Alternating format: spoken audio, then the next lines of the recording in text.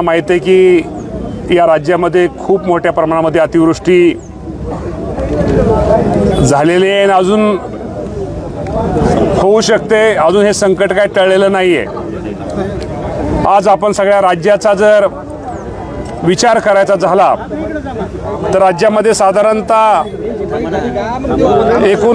राज्यामध्ये जवळजवळ 83 लाख एकराचं नुकसान, खूप मोठ्या प्रमाणामध्ये शेतीच्या पिकाचं नुकसान झालेलं आहे।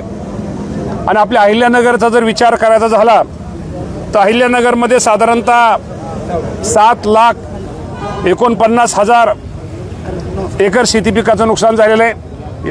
आणि त्यामध्ये ह्या महिन्यामध्ये 7,49,000 आजचा आकडा आहे आणि ह्या महिन्याचा जर आपण विचार केला तर ह्या महिन्यामध्ये 6,34,000 एकर क्षेत्राचं नुकसान झालेलं आहे। म्हणजे ह्या महिन्यामध्ये जवळजवळ 80% नुकसान, हे 80-85% म्हटलं तरी नुकसान हे महिन्यामध्ये झालेलं आहे। आणि मला आपल्या माध्यमातून अहिल्यानगरमधील सगळ्या जिल्ह्यातील सगळ्या शेतकरी बांधवांना एक सूचित करायचं आहे, शेवटी हे निसर्गाचं संकट आहे आणि या संकटामध्ये आपल्या सगळ्यांना सामोरं गेलं पाहिजे। निश्चित प्रकारे ज्या शेतकऱ्यांचं या अतिवृष्टीमुळे शेती पिकाचं नुकसान झालेलं आहे, काहींच्या घरामध्ये पाणी गेलेलं आहे, काहींच्या घराची पडझड झालेली आहे, काही ठिकाणी पशुधन वाहून गेलेलं आहे, काही ठिकाणी किंवा ज्या गोष्टी या अतिवृष्टीमुळं जे नुकसान शेतकऱ्यांचं झालेलं आहे, सामान्य नागरिकांचं झालेलं आहे, त्या सर्वांचे नुकसान भरपाईचे पंचनामे करण्याचे सूचना आदेश या राज्याचे मुख्यमंत्री देवेंद्र फडणवीस साहेब असतील, एकनाथजी शिंदे साहेब असतील, अजितदादा पवार साहेब असतील, या सर्वांनी दिलेले आहेत। हे तिन्ही नेते आज संपूर्ण राज्यामध्ये दौरा करतायत। ते शेतकऱ्यांच्या व्यथा, शेतकऱ्याच्या बांधावर जाऊन शेतकऱ्याला आलेल्या संकटामध्ये शेतकऱ्याला धीर देण्याचं काम हे आम्ही सगळीच मंडळी राज्य शासनाच्या वतीनं करतोय आज। त्यामुळं निश्चित प्रकारे आपल्या जिल्ह्यातील मी शेतकरी बांधवांना एवढंच सांगतो, ज्याचं नुकसान जे या अतिवृष्टीमुळे झालं असेल, जे ते प्रकार झाला असेल, त्या सर्वांना नुकसान भरपाई ही पंचनामे पूर्ण झाल्यानंतर 10 दिवसाच्या आत किंवा दिवाळीच्या पूर्वी सर्वांना ही नुकसान भरपाई दिली जाईल।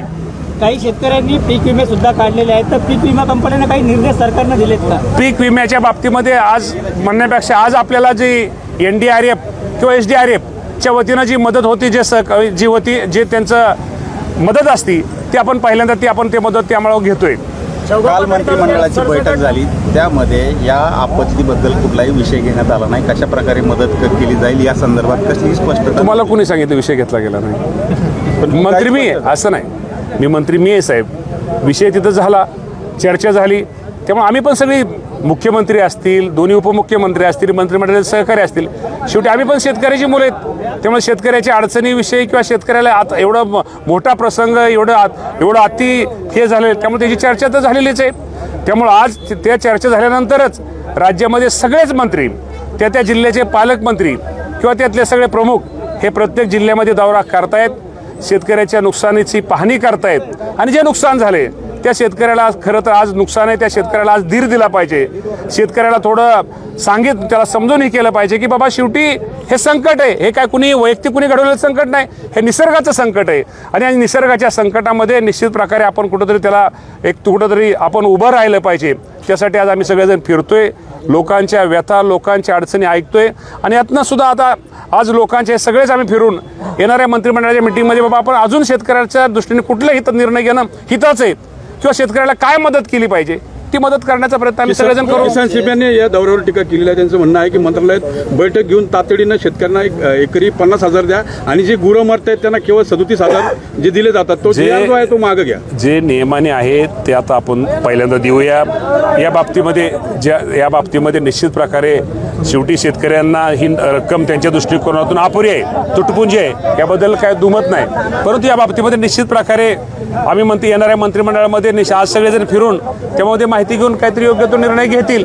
परंतु तुम्हाला मी आज सांगतो की आम्ही हे राज्य सरकार हे कुठल्याही शेतकऱ्याला या अतिवृष्टीच्या काळामध्ये वाऱ्यावर सोडणार नाही। उपमुख्यमंत्री एकनाथ शिंदे यांनी आज जे पूरग्रस्त नागरिक आहेत, शेतकरी आहेत, त्यांच्यासाठी किराणा किटचं वाटप सुरू केलेलं आहे। त्यावरून आता संजय राऊतांनी देखील राजकारण करायला सुरुवात केली। त्यांचं म्हणणं आहे की अशा पद्धतीने माझं म्हणणं आहे हा काळ शेतकऱ्यांच्या अडचणीचा आहे, दुःखाचा आहे शेतकऱ्यांना सावरण्याचा आहे.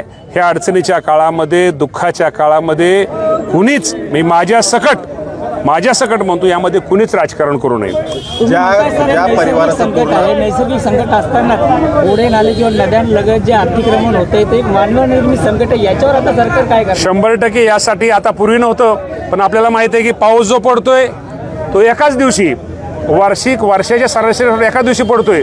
त्यामुळे लोकांना निश्चित प्रकारे कळतंय. आपण जे म्हणलं, नद्या असतील, ओढे असतील, या बाबतीमध्ये निश्चित प्रकारे राज्य सरकारला तर नक्की विचार त्या बाबतीमध्ये करावा लागेल. जे घरच पूर्ण वाहून गेलेत अशा सरसकट पंचनामे करण्यात यावे विदाऊट हे करता. माझं काय म्हणणं आहे, जे पंचनामे असतील, जे नुकसान झालं असेल त्यांचे सगळ्यांचे पंचनामे, एक तुम्ही म्हणता 1 गुंठ्याचं क्षेत्र पण शिल्लक राहणार नाही.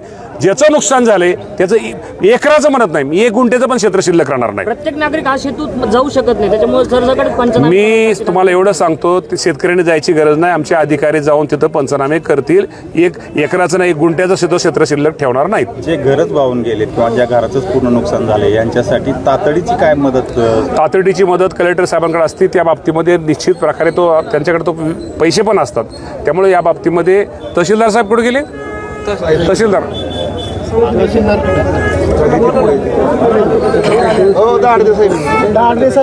तहसीलदार साहेब, ज्याची घरं वाहून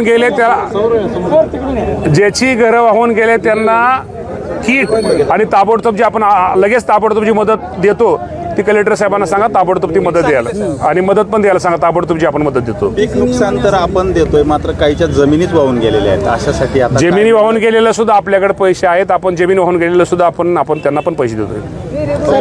सणासुदीच्या पार्श्वभूमीवर तोंडावर असताना आज बळीराजा संकटात सापडलाय, केवळ अहिल्यानगर नाही तर राज्यात. दिवाळीपूर्वी दिलासा मिळेल या सगळ्यांना? 100% दिवाळीपूर्वी ज्यांचं आता आपण पंचनामे अहवाल आला म्हणजे सगळ्यांचंच, आपणच दिवाळी ह्या 10 दिवसामध्ये, आता पाऊस अजून काही ठिकाणी अजूनही पडतोय, ह्या 10 दिवसामध्ये आपण जे शेतीचं नुकसान झाले त्याचे नुकसान भरपाईचे पंचनाम्याचं काम आपण लवकरात लवकर संपवतोय. आणि 10 दिवसामध्ये पंचनाम्याचं काम संपल्यानंतर पुढच्या 10 दिवसामध्ये किंवा दिवाळीच्या पूर्वी शेतकऱ्याला संपूर्ण त्याची नुकसान भरपाईची रक्कम दिली जाईल. काल मंत्रिमंडळाची बैठक झाली, त्याच्यात चर्चाही झाली तुम्ही म्हणताय, पण काही निर्णय झाल्याचं समोर आलं नाही. नेमकं कशा प्रकारे निक्सन आज आम्ही सगळेजण फिरतोय. मंत्रिमंडळाच्या बैठकीमध्येच ठरलं की आज सगळ्या प्रत्येकाने प्रत्येक जिल्ह्यामध्ये जाऊन प्रत्येक जिथं जास्त नुकसान झालं तिथं अडचण तिथं जावं. आणि कृषी मंत्री म्हणून मी आज तुमच्या इथं आलेलो आहे. ओके.